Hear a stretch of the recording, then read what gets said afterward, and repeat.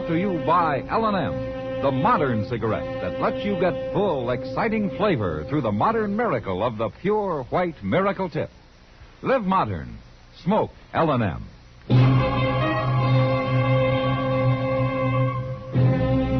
Around Dodge City and in the territory on West, there's just one way to handle the killers and the spoilers, and that's with a U.S. Marshal and the smell of Gunsmoke.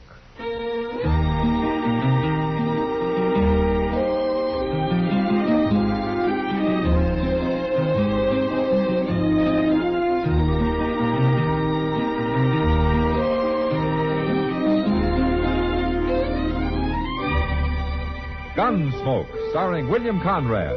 The transcribed story of the violence that moved west with young America. And the story of a man who moved with it. I'm that man. Matt Dillon, United States Marshal. The first man they look for and the last they want to meet.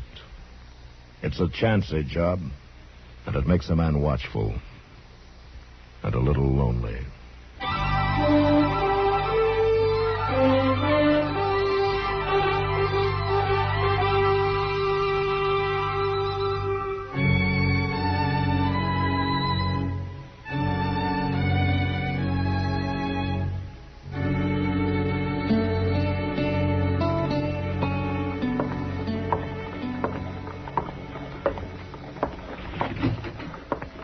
Did you get the mail, Chester?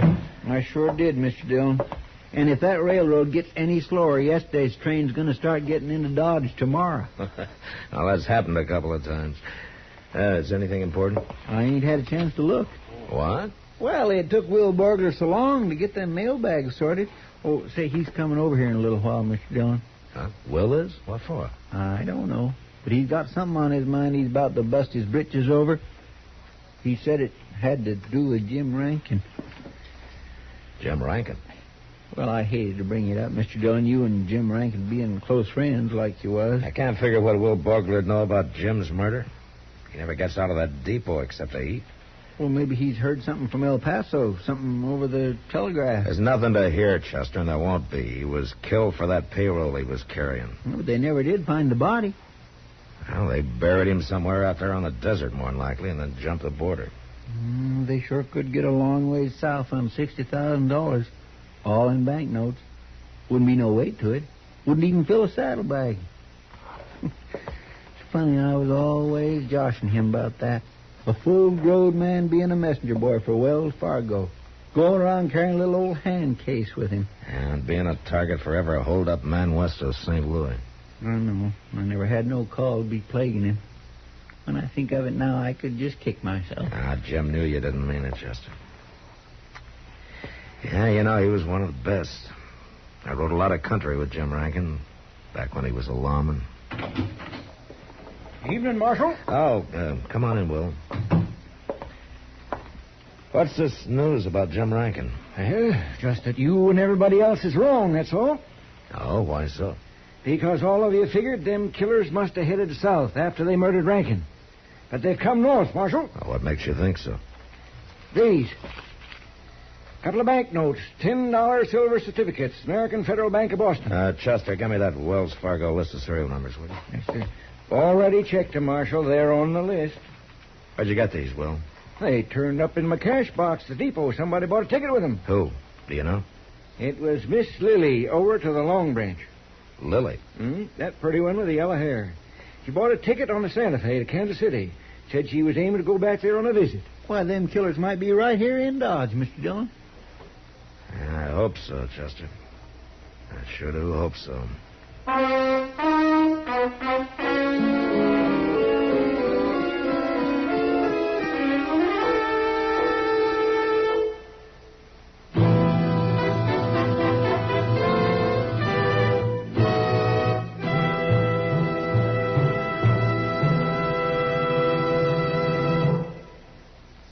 Why don't you live modern?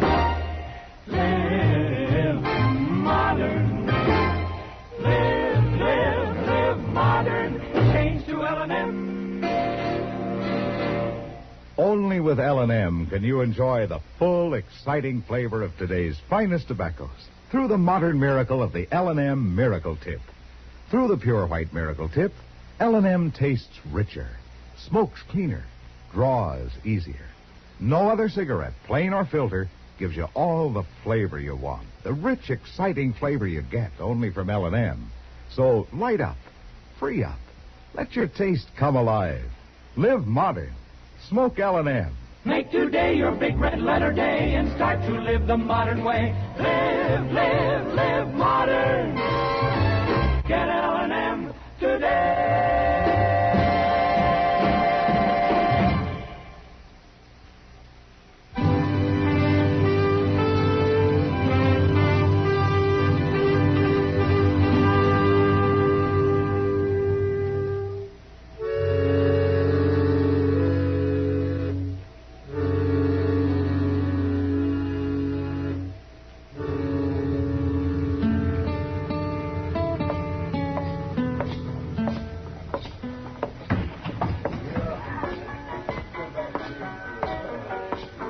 Hello, Kitty.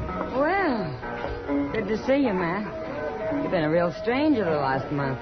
Ever since Since Jim Rankin was murdered, huh?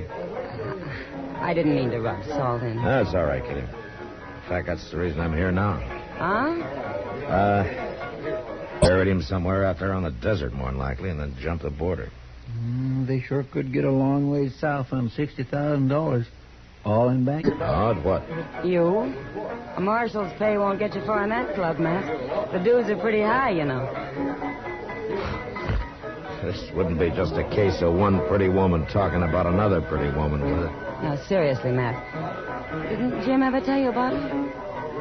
Jim? Jim Rankin. You didn't know about it? About what? I thought you knew he was spending all his time with Lily. No, I didn't. I'll see you later, Kitty.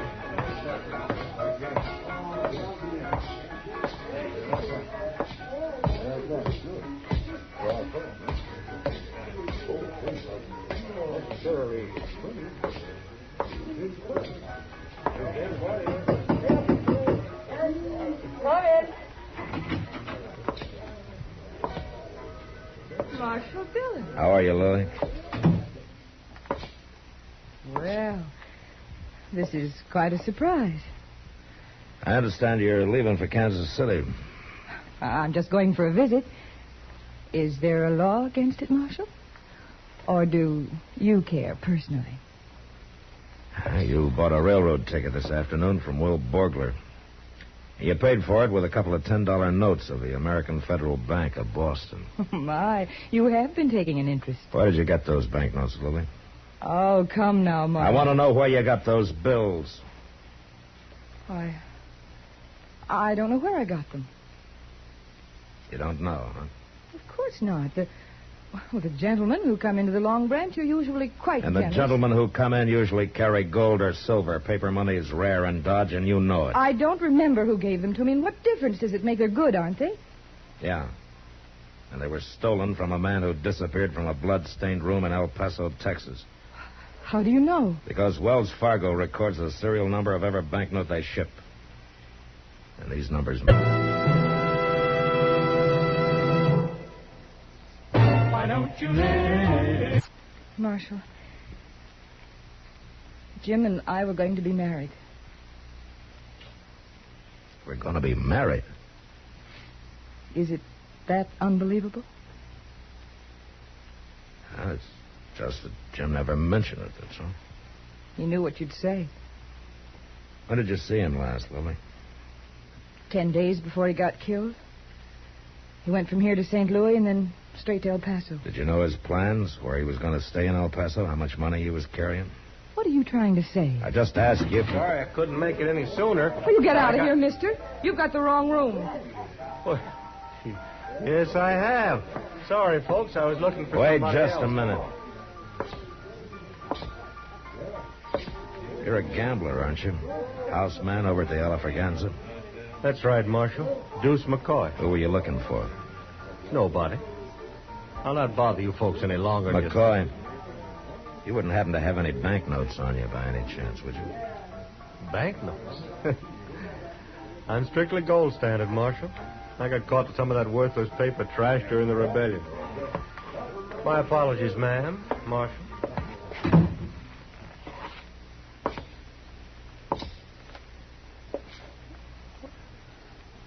Why are you looking at me that way? I never saw him before in my life.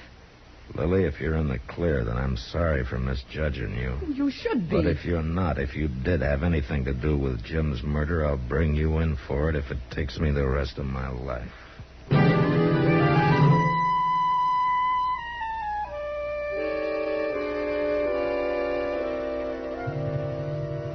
3 days went by, and things stayed pretty much the same. I found out Jim Rankin had told a couple of people that he was going to marry Lily. And she could have been telling the truth about the 2 banknotes. Maybe she didn't remember where she'd got them. But she had lied about one thing, about not knowing Deuce McCoy. Word had gotten around town that she and Deuce had been thicker than thieves for a long time. But that didn't help me. Neither one of them had been out of Dodge in 6 months. And then one evening about 8 o'clock, Kitty came into the office with the news that started a landslide. Wow. Oh, Miss Kitty. Matt, there's something funny going on. Now, what do you mean, Kitty? Lily. She didn't show up for work this evening, so I went upstairs looking for her. All her clothes, her costumes, they're gone. She's cleaned everything out. You know where she lives? Yeah, she's got a room at L.A. Grott's place, down south of the Dodge House, a couple of streets. Yeah, I know where it is. Chester, come on, let's go.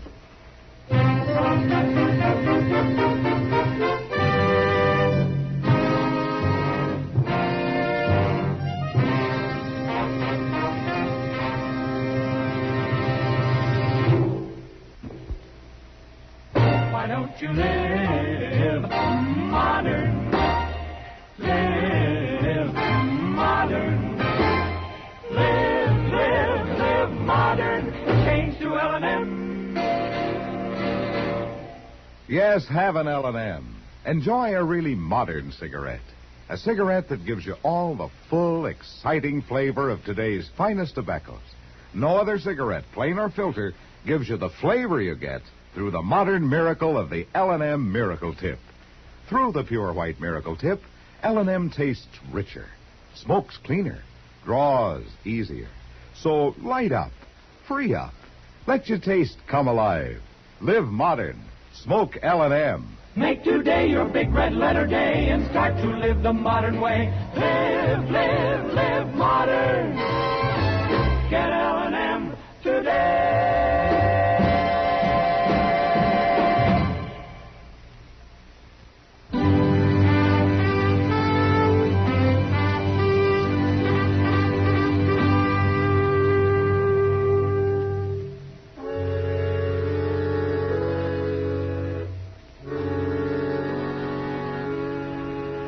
Lily wasn't at the rooming house, and nobody there had seen her since mid-afternoon. So Chester and I went back and took a look at her room in the Long Branch. Kitty was right. She'd cleaned out. Great goodness, Mr. Dillon, if this ain't the most upset room. It's kind of a mess, all right. Things thrown around every which way. Looks like a cyclone hit it. Somebody was hunting for something. Well, you'd think Lily'd know where things was at. There was somebody else, Chester, after Lily had gone. Well, where do you think she's gone to, Mr. Dillon? She bought a railroad ticket to Kansas City. Mm-hmm. Night train leaves in half an hour. Yeah, we better get over to the depot. Come on. You know, it's kindly hard to think ill of a woman as pretty as Lily. Man just can't hardly help believing anything she wants him to. Yeah, I know.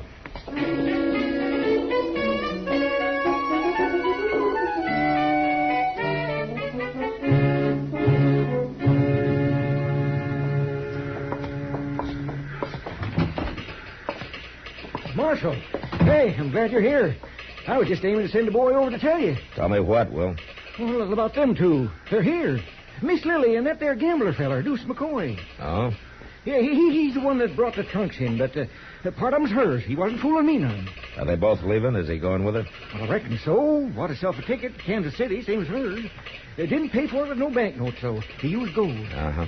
Where are they now, Will? Well, they've been hanging around down there at the end of the platform. Stayed clear of the light, I figured. Maybe you don't want to draw no attention to themselves. It ain't like Miss Lily, neither. Ordinarily, she'd have herself rigged out fit to kill. Be strutting around here bold as brass. What? That was down the platform. Yeah, come on, Chester. Straight ahead, Marshal. There at the end. Yeah, I see. Look, Mr. Dillon, somebody jumped on a horse. Yeah. Hold it there! He's getting away. Couldn't have been nothing but plain luck in the dark like this, Mr. Dillon. I'd have sworn I had him in my sights. Marshal! Yeah.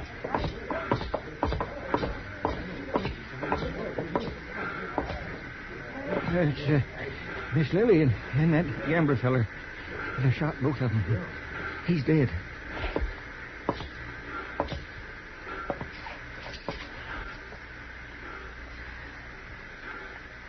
Well? Who was it, Lily? Who shot you? He came back. Who? Jim. Jim? I never thought he...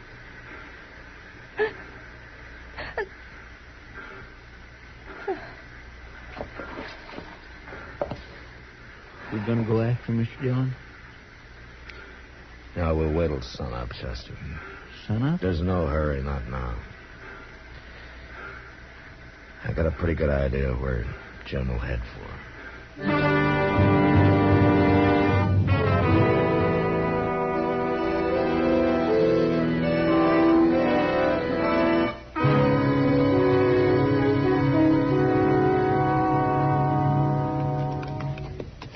Mr. Dillon, how can you be so doggone certain he's out here somewhere? Because I know how he thinks, Chester. Sir, I never see such a country. Rim rock, gullies, mesquite, plum thickets.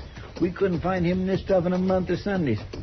I think he'll find us. Oh, dear, I'd as leave you wouldn't talk that way. Mr. Dillon gives a man the willies, knowing all the time there might be a gun sight leveled on him and not knowing just when the shot. Well, you know now, Chester. Hold it. Right where you are. He's just by that point of rim rock. Oh, forget it. He's got perfect cover. Is that you, Matt? Yeah, it's me, Jim. Leave your gun. Come up here. Come alone. Stay here with the horses, Chester. Don't do it, Mr. Dillon. You don't know what he's up to. Only one way to find out. Here, take my gun. Well, I just don't like this. I don't like it. Over this way, Matt.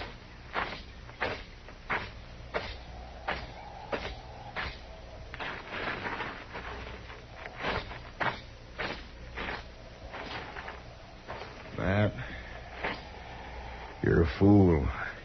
I could have shot you dead. I was betting you wouldn't. Why'd it have to be you? That's the difference, Jim. It'd have been somebody sooner or later. You knew it was me, or you wouldn't have come here. How did you know, Matt? Lily told me. Before she died. I'm sorry about that. In a way. Last night I went to her room and found she'd taken the money and run out on me. I've been living down along the river bottom since I rode up from El Paso. I was... What's the matter, Jim? It was pretty good shooting last night, Matt. Dark as it was. Well, we better get you in the dock. Oh, no. Forget it, Matt. I know how I stand. Lily never did mean to marry me, Matt. She told me last night there on the station platform. And then she laughed. Take it easy, Jim. She helped me plan that fake robbery in El Paso. She was all for it, I thought. But she was all for the money, not for me. Never known a woman like Lily. All fire and diamonds and soft as a kitten. Yeah. You're funny. I know I'd do the same thing again. If she asked me to, what do you think of that? I'm not your judge, Jim. Matt, remember the time we rode out of San Antonio, and we rode from San Antonio? Yeah, I remember, Jim. We were planning to ride down to Laredo. Let's see if we could. Jim?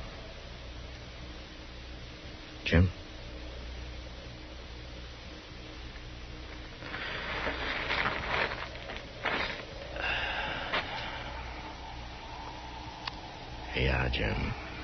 I remember.